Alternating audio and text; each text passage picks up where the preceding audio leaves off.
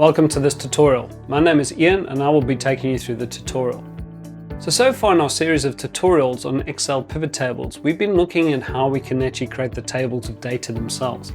In this tutorial, we're going to be looking at how we can create graphs. So you're going to see it's really easy to be able to create graphical views of your pivot table data. I'm going to show you that in just a few clicks. Please note that this is part of a series of tutorials, so hopefully you will find the other tutorials and enjoy them. Please also take the time to like and subscribe our channel so you can see when new videos come out. But let's jump into the tutorial itself. I will see you there. Welcome to this tutorial. In this tutorial, we're going to continue with the series that we've got going on at the moment, which is about using the online version of Excel. And we're seeing how we can use our pivot tables to be able to easily summarize, aggregate our data. In this tutorial, we're going to look at how we can create a graphical view of that data.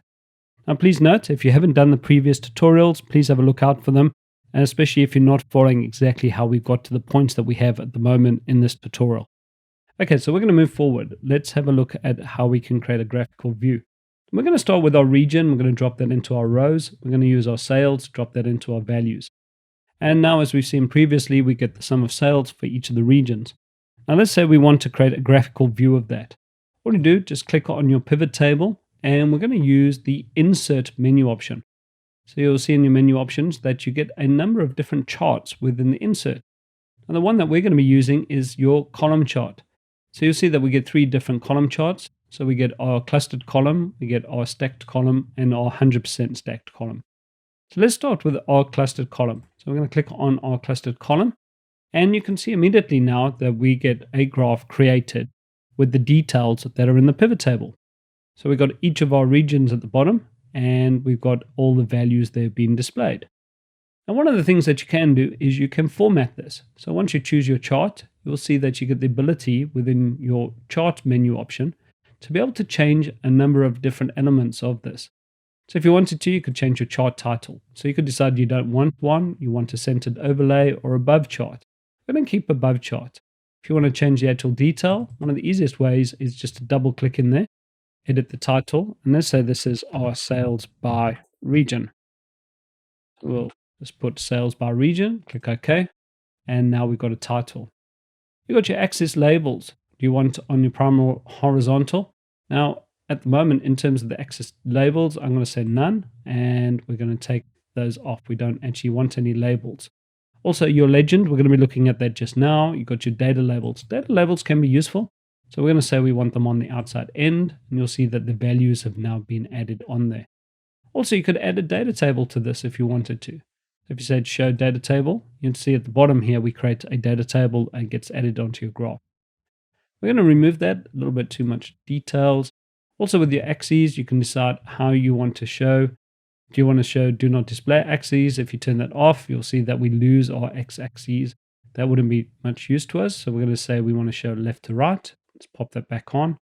Also, you can say on your primary vertical, how do you want these values to be shown? So if you want to show this in say millions, you'll see that those values become millions. I'm going to go back though, just say show default axes, but you can play around with these different options. Also, you have grid lines. How do you want it to be shown on horizontal, or you could even show vertical as well. Now you will see that there is a formatting option. So on the right hand side, we do have our formatting. And as you can see here, you can turn your chart title on and off, put your chart title, different fonts that you can use. Also, we can have our legend. I'm going to turn it off for now, just to create a bit more space. And you see that the legend's been removed for now. As I say, we will look at this just now and turn it back on. And this is just another way that you can go through all of the detail of your horizontal axis or your vertical axes, even your series. There's quite a lot of options here, so I'm not going to go through all of those. I'm going to leave you to experiment with them. The most important part, though, is just really knowing how to access them.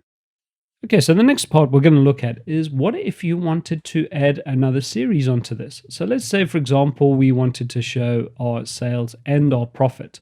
You can go to your sum of sales there. Let's say we just added our profit into values. Add profit, and you can see straight away, because this chart is now linked to this pivot table, those profit values have been added. Let's look at another permutation. You might want to put something into your columns. Let's say we wanted our product category. So I'm going to take sum of profit out just to make it a bit easier to read. And let's put our product category into columns. drop that in.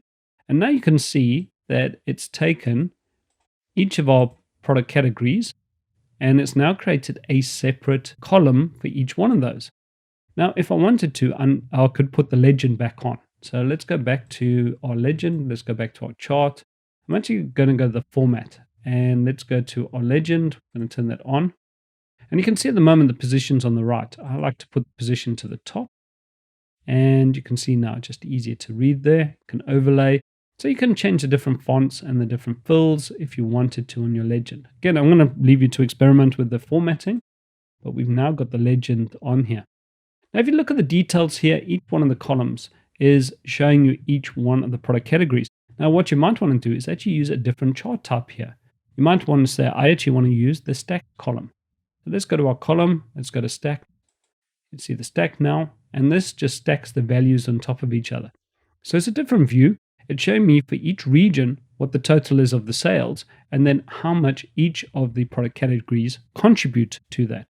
So a different view, but often easier to view than saying see each one of the different columns. There is a third one, which is actually a percentage. So when you choose this, you'll see that my y-axis changes to a percentage.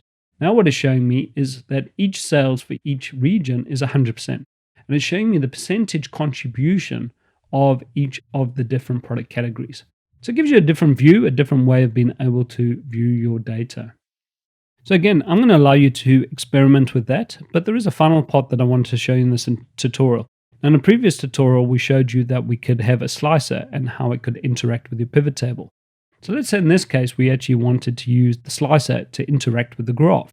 So let's have a look and see how we're going to do that. So what I'm actually going to do is let's just delete this graph and remove it, go back to our pivot table, and I'm going to go back to my data view. So we're going to choose our pivot table. You can see I just choose it on the pane. And let's say for now, we're going to take product category out and we're just going to have a simple table. Let's go back to inserting a simple graph here. And we're just going to have a simple graph that looks like that. Okay, now what I'm going to do is actually, I'm going to keep the pivot table selected. And I'm going to go to choosing, if I just click on there, click back off, I need to go back to my pivot table. So choose pivot table. I'm going to choose my insert slicer. So choose insert slicer. And we're going to choose a slicer. In this case, let's use our product subcategory. There's quite a few of those. So I'm going to use product subcategory, click OK on that. And remember with slicers, we could do a little bit of formatting with this. So if I chose this, went back to slicer, went back to my settings. Remember, we could change the number of rows. So let's say we got 3 on the rows.